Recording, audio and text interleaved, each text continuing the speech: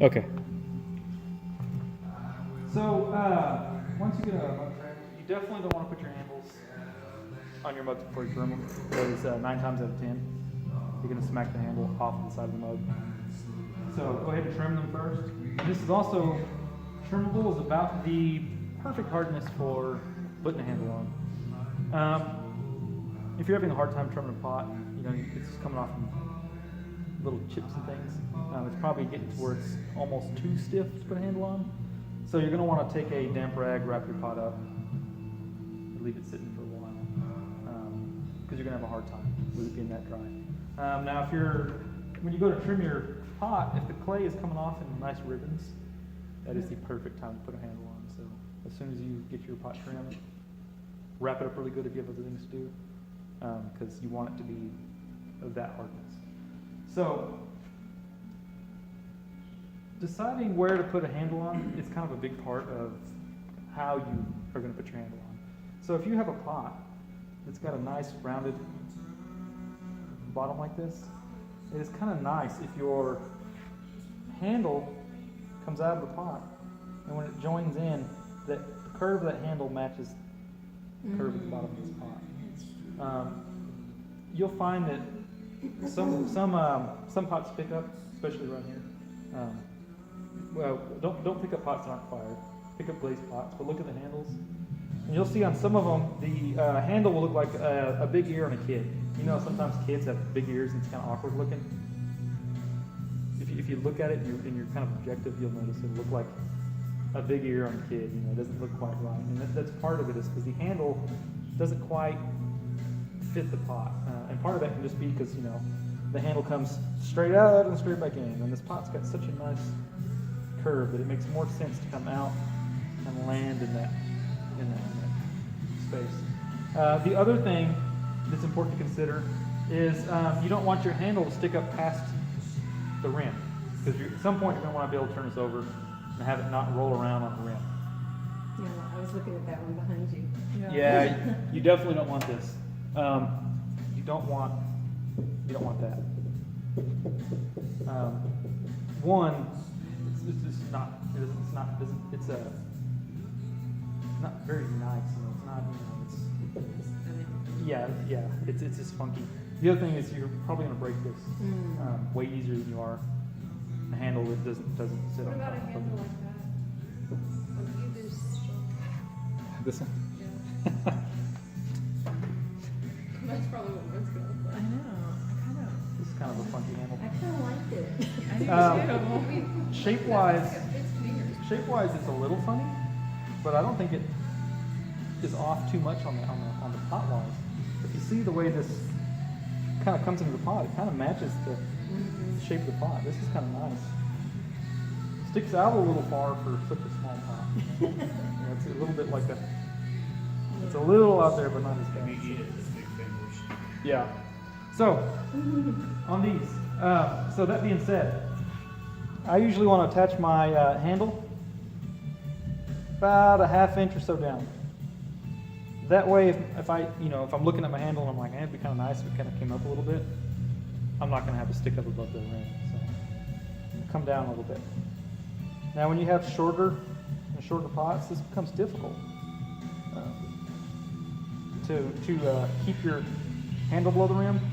And I would start to consider not putting a handle on it and calling it a cup, because more than likely, it's small enough that you're going to be able to grab it anyways.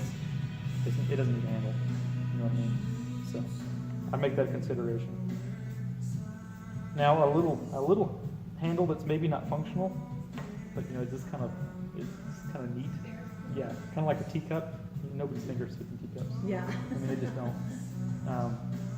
You can do that, but don't try to force a great big handle on a little cup. That you can fit 3 fingers in. It's not going to look right, and it's going to probably get broken off. It's going to stick way out. It's going to look like you attached a mug to your handle instead of a handle on the mug. So I scratched the life out of this. I want this to be as chewed up as possible. So that's going to help it bite into the clay. It's going to help it marry into the clay. So to make this handle that pretty much all of you are going to probably be making because they're super easy to make is this handle here. So what you'll need is good soft clay. You don't want clay that's sitting out. You want it like a pickle's worth. You're going to want to roll a coil. Now the key to rolling a good coil is using the whole length of your hand, fingertip to into your palm. It's not going to matter. These can be ugly as sin, and they're going to work out just fine. So I kind of like my handles to have a little bit of a taper. So this end's going to be a little bit more skinny. This end's going to be a little fatter. So you take your coil, and if this guy's, let's beat this one up. Even if it's ugly as sin, it isn't going to matter. So we're going to take this guy, we're going to slam it down. We're going to roll it over, and we're going to slam it down on that side. So what we have is two very flat sides. So now you can take this guy, do the same thing on the edges. You see how that is just cleaned up the edges, and now the top's perfectly flat. So just by patting this, and so you can have kind of any kind of coil of clay, little snake of clay, and make a handle as long as it's good soft clay. So it doesn't have to be pretty. So once I have this, a thickness that's kind of reasonable, it's not super duper thick, but it's also not so razor thin that it's going to be real frail. What I do is I'll take a sponge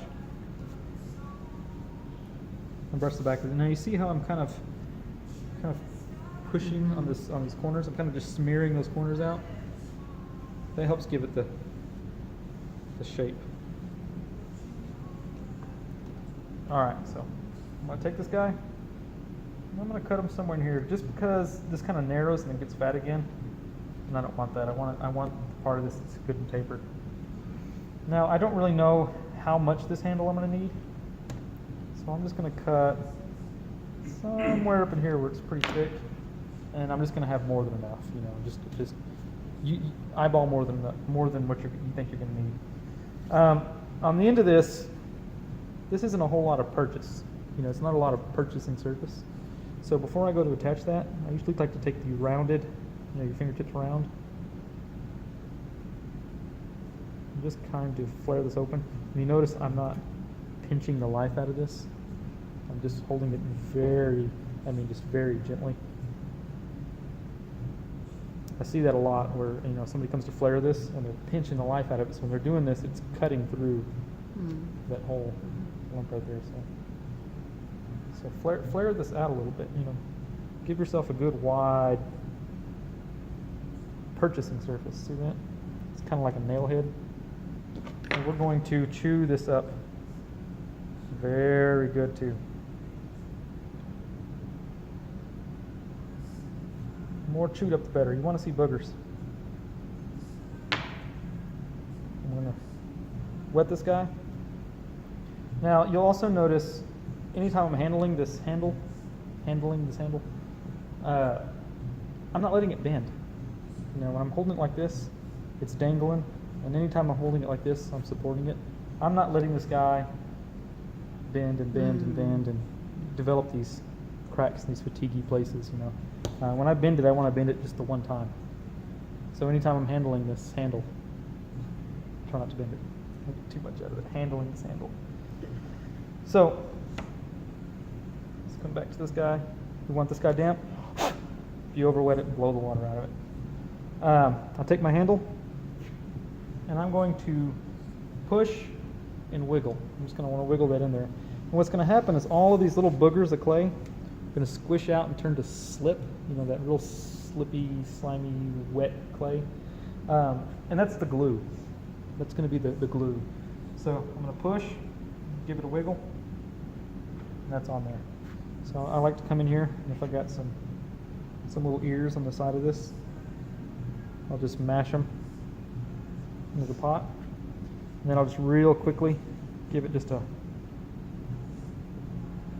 smear, so that I'm pretty confident it's not going to fall off, so I can pick it up and dangle it. So now that I'm dangling in it, I can really get in here because I'm not having to hold the handle. Now don't worry too much about cosmetics. You just want this thing on there.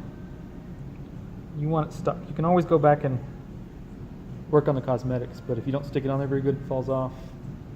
Doesn't matter how nice the handle looks, it's not on the pot. So that's on there pretty well.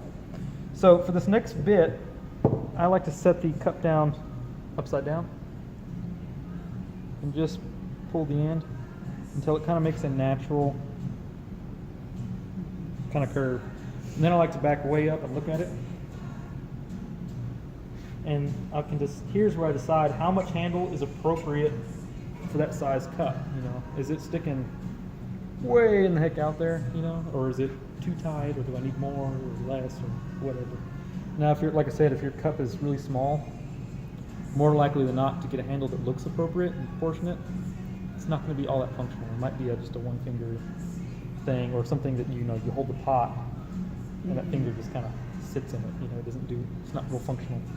So once I decide, that's enough handle, what I like to do is I like to, you know, get this lined up good, because more likely than not, when you're backing way up and you're moving that guy around, it's going to be kind of off to one side like that. So get it lined up. Once you have it lined up, and that's how much clay you want, rip off what you don't need. Give this guy just a quick scratch now.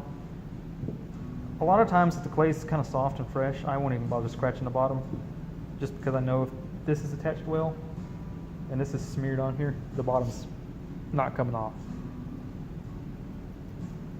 But Where are you scratching? what's that? Where are you scratching? I'm just scratching the pot. Okay. Now this handle's so wet and squishy, it's going to stick regardless. I'm not going to scratch it. This pot's a little on the dry side, so I want it to be good and chewed up and scratched well, so that this wet, fresh clay can blend into it well. It can glue to it well. So get it lined up. Take 2 clean wet thumbs, mash and smear out, and that's about it. There's kind of a thing in clay where the more you do, the more you do. You know what I mean? The more you try to fix things, the more marks you make. And then you'll keep going back, oh, I got to fix those marks, and you make more marks, and you make more marks, and before you know it, you want to hurl this thing across the room. So the less you do, the better. This is a clay mug. You know, it's made of mud. If it looks like mud, it's because it is. You know, so having those smears like that and just letting it look like clay, that's fine. It can look like clay because it's clay. So once I have, you know, the handle attached, you know, and I'm looking at it and I'm saying, yeah, you know, sometimes you might need a little lift, you know, just for, it can be however you want. You know, you make it however you want. This is the point where I start to come in here and I worry about cosmetics. You know, the entire time I'm just worried about, just get the damn thing on there. You know what I mean? Don't, so it doesn't fall off. This is the point where I start coming in and saying, you know, what needs to be maybe touched a little bit. Sometimes the needle tool, you take that guy, it's about the only thing that'll fit into your little handle to get those things. So take advantage of that. And the handle on a lot of your tools, you'll find are really good for getting into places. And I try not to spend too much time in any one place.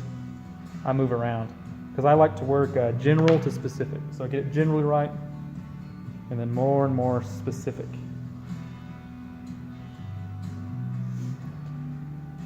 Yeah, and the glaze will take care of a lot. So if you have like some real minor splitting, you know, you can come in here and do some smoothing or whatever. The glaze will take care of it, no worries. So that's a handle. That's how I do them. It's a hand-built handle that doesn't look like a hand-built handle. Cool. Cool.